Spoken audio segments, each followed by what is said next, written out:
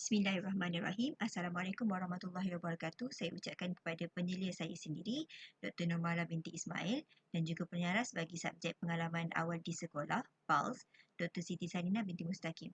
Saya, Puan Nur Syamie Syirah binti Wan Ahmad, matrik nombor 198427, pelajar tahun kedua Bachelor Pendidikan Sains Rumah Tangga.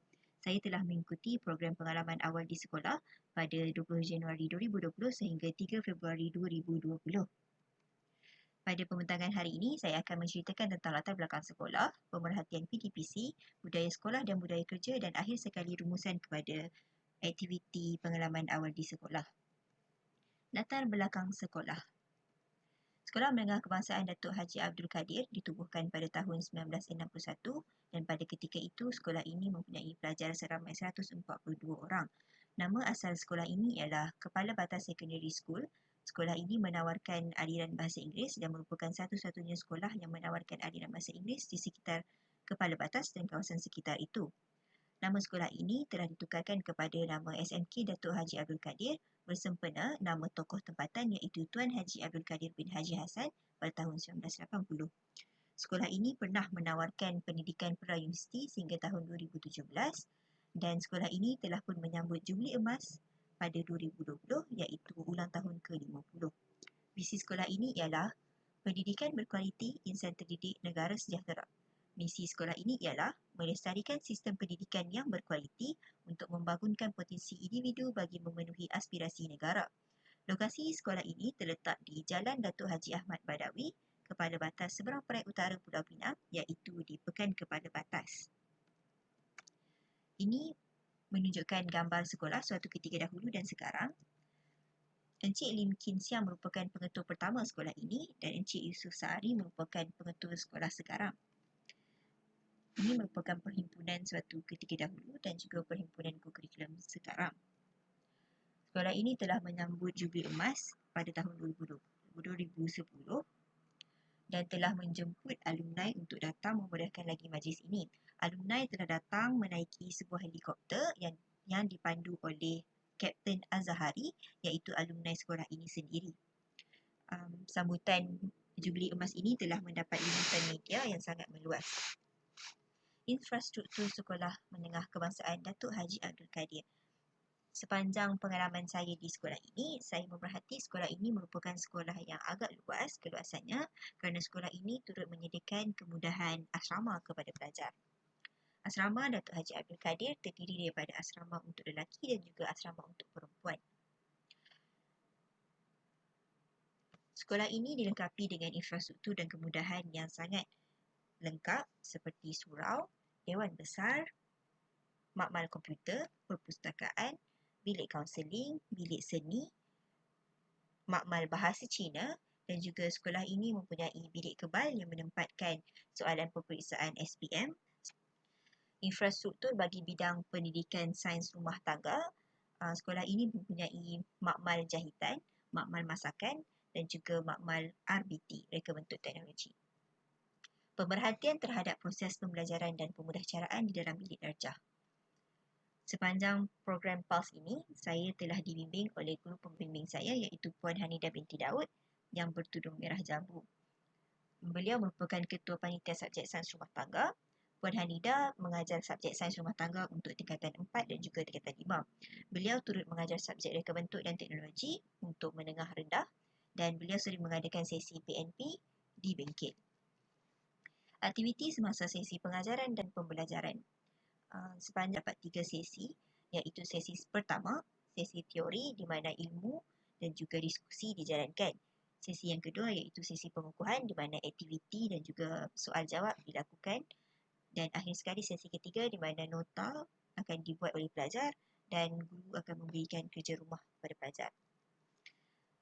Antara aktiviti yang dijalankan adalah seperti permainan yang memerlukan pelajar mencari jawapan di sekitar kelas, kelas praktikal di bengkel, sesi soal jawab, segmen penjanaan idea ataupun sesi kebat dan membuat latihan di dalam buku dan akhir sekali membuat peta minda untuk nota pelajar itu sendiri. Gambar di sebelah kiri menunjukkan aktiviti mencari jawapan di sekitar kelas dan di sebelah kanan menunjukkan aktiviti di bengkel masakan. Kemudahan alatan dan bahan bantu mengajar. Antara bahan yang digunakan adalah seperti kertas A4 dan juga buku latihan pelajar sendiri, dan alatan yang digunakan adalah seperti pembaris I-Think, komputer, LCD, alatan amali seperti alatan memasak dan juga alatan menjahit. Gambar menunjukkan pembaris I-Think, di bawah menunjukkan gambar slide yang digunakan oleh Puan Hanida untuk sesi PNP. Antara amalan pedagogi yang diamalkan adalah seperti yang pertama, input. Murid mendapat maklumat baru melalui sesi PNP. Yang kedua, modeling, di mana guru memberikan contoh-contoh, demonstrasi dan juga idea untuk pelajar kembangkan menjadi satu idea yang baru. Menguji kefahaman, iaitu guru menguji kefahaman pelajar di antara sesi pelajaran. Yang keempat, latihan berpandu, iaitu murid berlatih dengan skala yang dipelajari dan diselia oleh guru. Latihan yang diberikan adalah berskala mengikut kad pencapaian pelajar. Dan yang kelima adalah latihan bebas, iaitu murid membuat tugasan yang diberikan oleh guru tentang apa sahaja yang telah dipelajari secara bebas. Penyediaan rancangan pengajaran. Saya sertakan gambar rancangan pelajaran harian yang telah ditulis oleh Puan Hanida sebelum berlangsungnya kelas.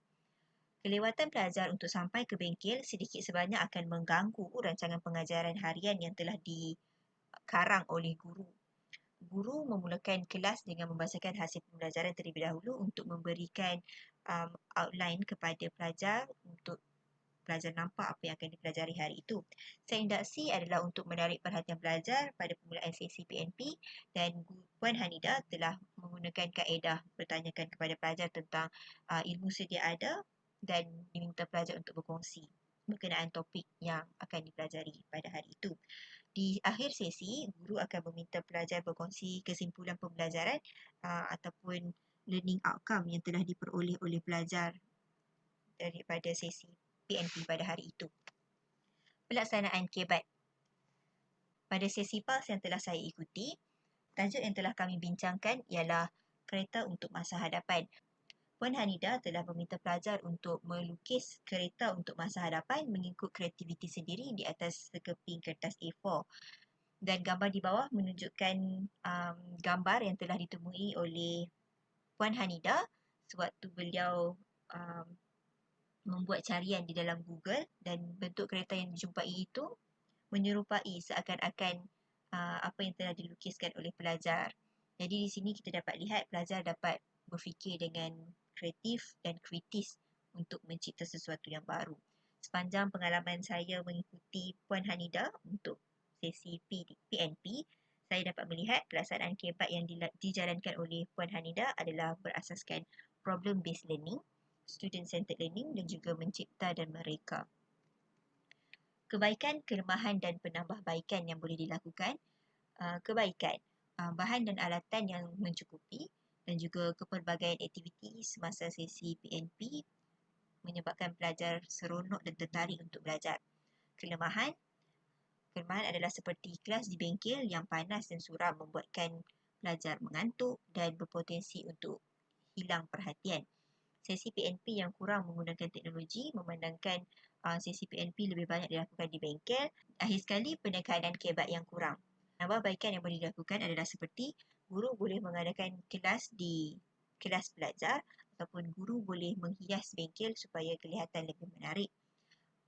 Yang kedua, sesi PNP yang tidak perlu menggunakan alatan bengkel bolehlah dilakukan di makmal komputer untuk menggunakan teknologi. Guru juga perlulah meningkatkan sesi kemahiran berfikir aras tinggi supaya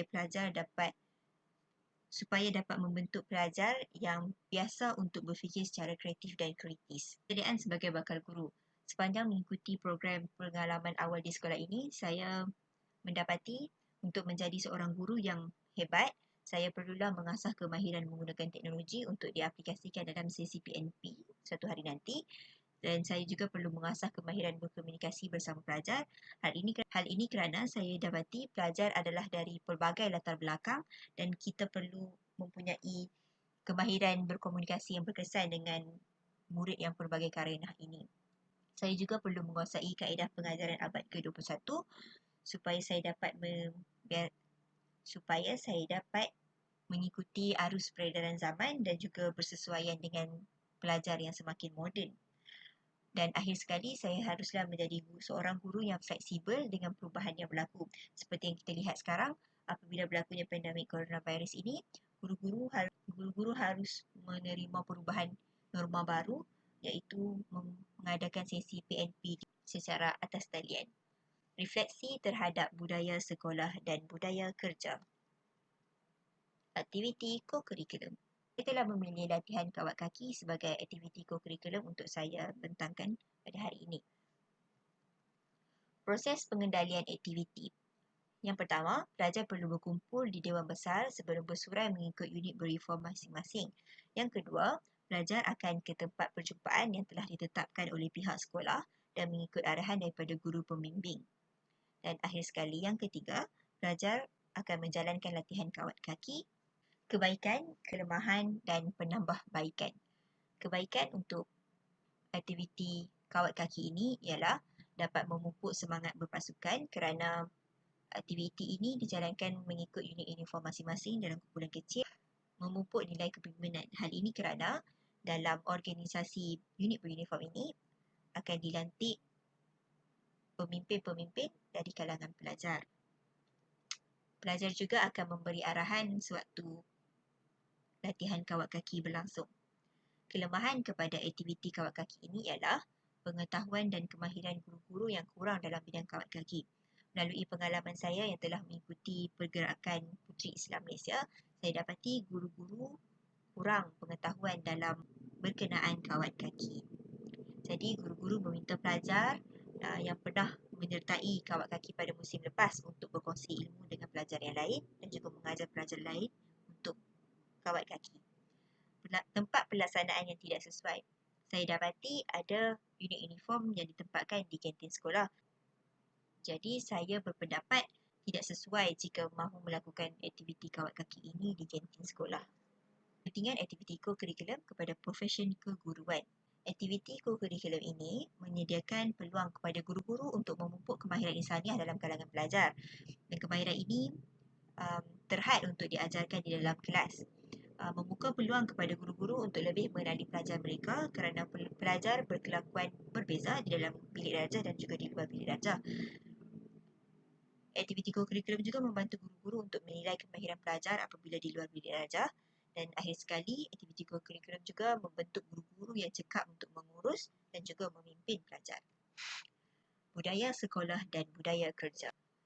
Antara budaya sekolah yang dapat saya lihat, yang pertama, senyum, sapa dan salam. Murid-murid sentiasa melakukan budaya senyum, sapa dan salam ini tidak kira bangsa.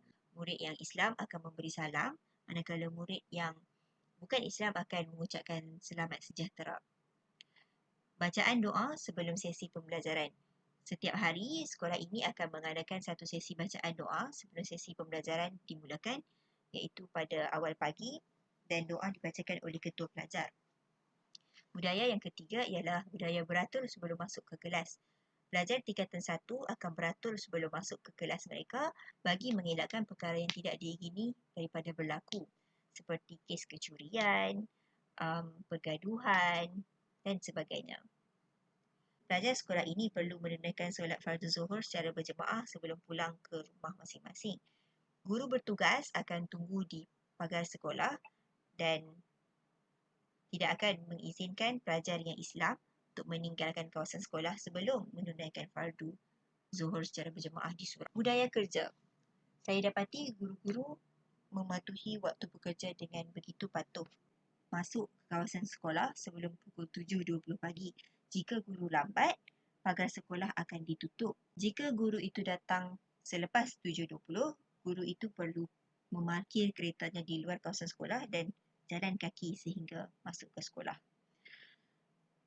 Dan guru-guru tidak dibenarkan untuk pulang ke rumah masing-masing sebelum jam menunjukkan pukul 2.30 petang. Budaya kerja yang kedua ialah jamuan pada hari Jumaat. Dan akhir sekali, guru-guru sekolah ini mempunyai pemikiran yang terbuka. Hal ini kerana guru-guru sekolah ini berdepan dengan pelajar dari pelbagai jenis latar belakang. Murid-murid tingkatan 1 yang berkumpul terlebih dahulu sebelum masuk ke dalam kelas. Dan gambaran yang kedua menunjukkan pelajar yang sangat mesra dengan guru masing-masing. Kebaikan, kelemahan dan penambahbaikan yang boleh dilakukan. Kebaikan kepada budaya sekolah dan budaya kerja ialah mewujudkan persekitaran sekolah yang harmoni, mewujudkan hubungan yang mesra di antara guru dan murid dan juga memastikan keselamatan di sekitar sekolah. Kelemahan budaya sekolah ialah seperti pelajar ponteng solat berjemaah. Dan yang kedua, pelajar tidak selesa untuk berbaris di luar kelas. Terdapat pelajar yang suka belajar. Jadi pelajar-pelajar ini tidak selesa jika harus berkumpul di ruang legar dan bukan di dalam kelas yang lebih selesa. Dan akhir sekali ialah rumusan. Program pengalaman awal di sekolah ini adalah satu platform yang berjaya memberikan pendedahan kepada bakal guru tentang profesion keguruan yang sebenar. Hal ini kerana kami, pelajar-pelajar dari UPM, mendapat first hand experience apabila pergi ke sekolah itu dan berhadapan dengan pelajar dan melihat sendiri budaya sekolah dan juga budaya kerja sebagai seorang guru. Skop kerja guru adalah lebih luas. Apabila mengikuti program pengalaman awal di sekolah ini, saya dapati yang skop kerja guru adalah lebih luas daripada yang kita jangka. Guru bukan hanya seorang tenaga pengajar, guru adalah segalanya. Guru mempunyai kemahiran yang pelbagai dan guru dapat menyampaikan ilmu yang pelbagai. Dan akhir sekali, pada pendapat saya, pelajar yang mengikuti program pengalaman awal di sekolah ini boleh menilai semula kemampuan diri ataupun minat dalam diri tentang profesion keguruan. Masih belum terlambat jika tidak berminat dan masih belum terlambat untuk memperbaiki dan menyediakan diri untuk menjadi seorang guru yang hebat. Cadangan penambahbaikan buat saya untuk program PALS yang akan datang, eloklah jika diwujudkan satu kali sesi di mana pelajar dapat menjalankan sesi PNP bersama pelajar hari ini kerana saya berpendapat jika kami diberikan peluang untuk mengadakan sesi PNP, kami akan lebih pengalaman untuk kami ikuti praktikal pada semester yang akan datang. Dan yang terakhir, membenarkan pelajar mengganti kelas guru yang tidak hadir. Pada pendapat saya, kami mempunyai banyak masa di sekolah dan kadang-kadang masa itu terluang tanpa ada aktiviti untuk pergi ke kelas ataupun melihat kawasan sekolah. Jadi, saya berpendapat menggantikan guru yang tidak hadir adalah sebagai satu bakti daripada kami kepada pihak sekolah. Sekian sahaja daripada saya. Terima kasih atas tunjuk ajar dan terima kasih kerana mendengar. Assalamualaikum warahmatullahi wabarakatuh.